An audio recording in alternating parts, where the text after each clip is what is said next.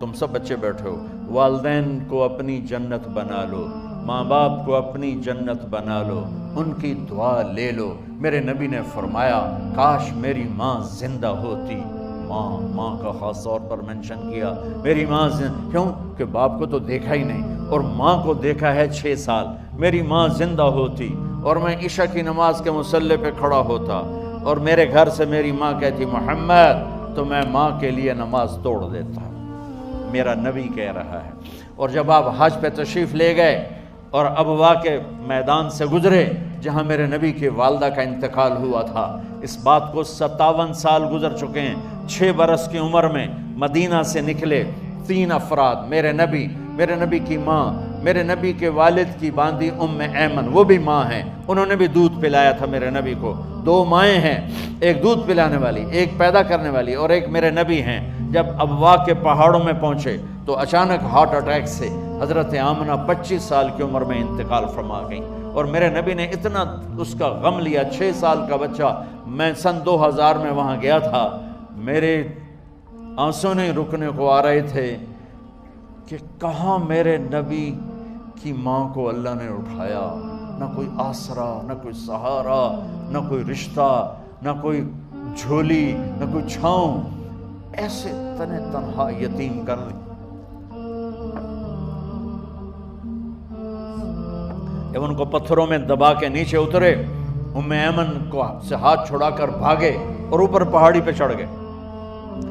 جب ام ایمن پیچھے گئیں تو ام ایمن نے کیا دیکھا کہ ابوا کے پہاڑ بھی رو رہے ہوں گے، اب ماں کی قبر کو چمٹ کے ایسے اوپر لیٹے ہوئے تھے،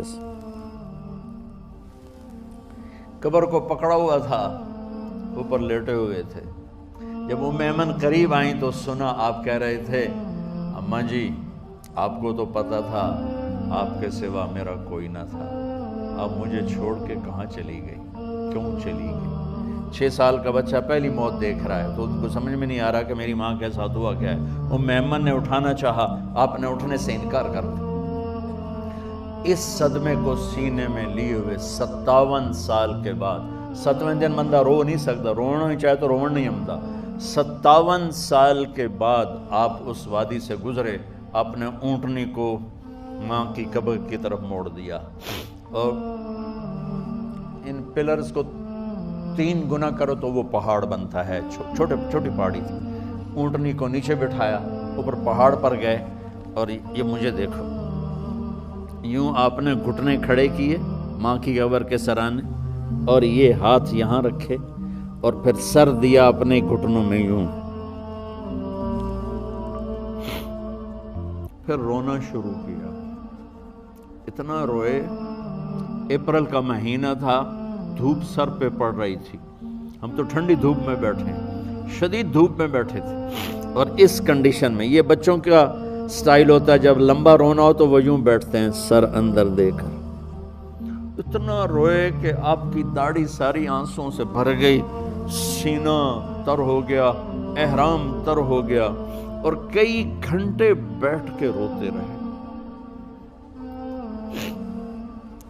2 جہان کے سردار ہو کر تمنا کر رہے ہیں کاش اماں تو زندہ ہوتی، تو مجھے کہتی محمد میں تیرے لیے نماز توڑ دیتا۔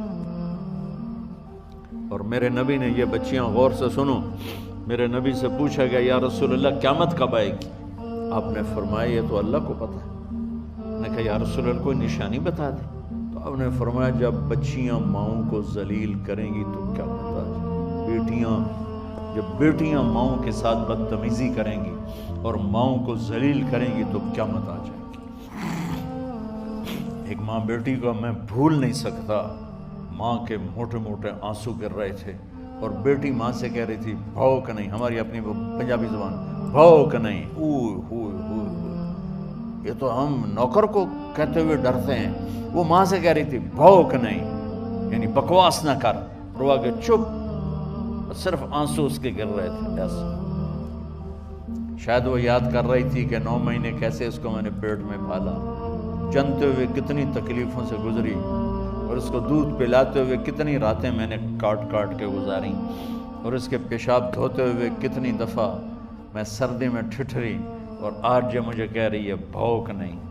اس لیے میرے نبی نے فرمایا جس نے ماں باپ کو دکھ دیا، سنو غور سے بچوں سارے سنو، جس نے ماں باپ کو دکھ دیا اس پہ اللہ کی لعنت، اس پہ فرشتوں کی لعنت، اس پہ زمین آسمان کی لعنت، نہ ان کی نماز قبول ہے، نہ روزہ قبول ہے، نہ صدقہ قبول ہے۔ میرے نبی کی زندگی کا دوسرا روپ حقوق العباد، نماز حقوق اللہ میں آ جاتی ہے، میں حقوق العباد کی تھوڑی سی وضاحت کر رہا ہوں۔ ماں باپ زندہ ہیں تو دعا لے لو۔ والدین سے کہتا ہوں بچوں کو عزت دو، جہاں اولاد ماں باپ کے حقوق ہیں وہاں اولاد کے حقوق ہیں، اولاد کو عزت دو، اولاد کو عزت دو، اولاد کو عزت دو۔ بہت سی اولاد کی نافرمانی کا ذریعہ ماں باپ بن رہے ہیں، سختی کر کے، زبردستی کر کے اور ٹھونس کر چیزیں نوکروں کی طرح سلوک کر کے۔ میرے نبی کے گھر میں جب بیٹی فاطمہ ملنے کے لیے آتی تھی تو میرے نبی بیٹھے نہیں رہتے تھے، یا اب چیئر پہ بیٹھے ہوئے بی بی فاطمہ آ گئی، اب زمین پہ بیٹھے ہوئے ہیں بیٹی آ گئی، اب چارپائی پہ لیٹے ہوئے ہیں بیٹی آ گئی۔ میرے نبی کیا کرتے تھے؟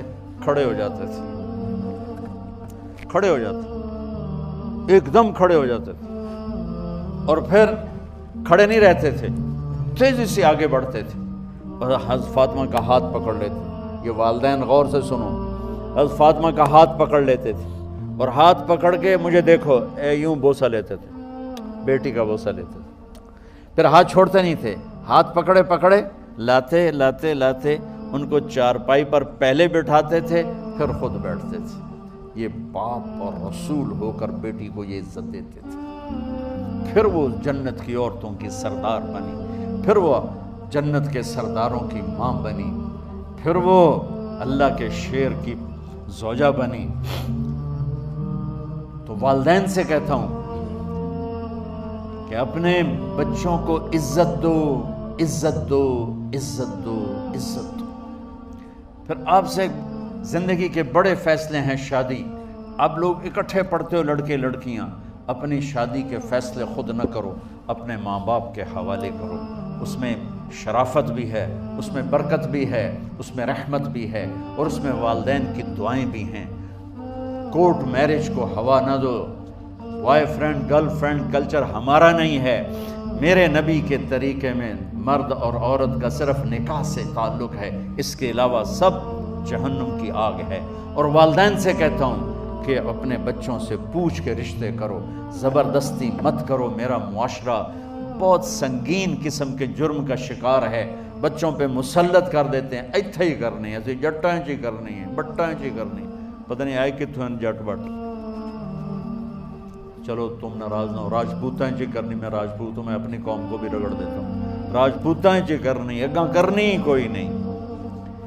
یہ ظلم و ستم اولاد پہ مت کرو، اپنی بچی سے پوچھو، اگر بیٹی ہاں کرے تو پھر قدم اٹھاؤ، اگر بیٹی کہہ دے میں نہیں کرنا چاہتی تو وہ نافرمان نہیں ہے۔ اللہ کے واسطے میری سنو، صرف تم نہیں سن رہے، اس کیمرے سے لاکھوں کروڑوں لوگ سن رہے ہیں۔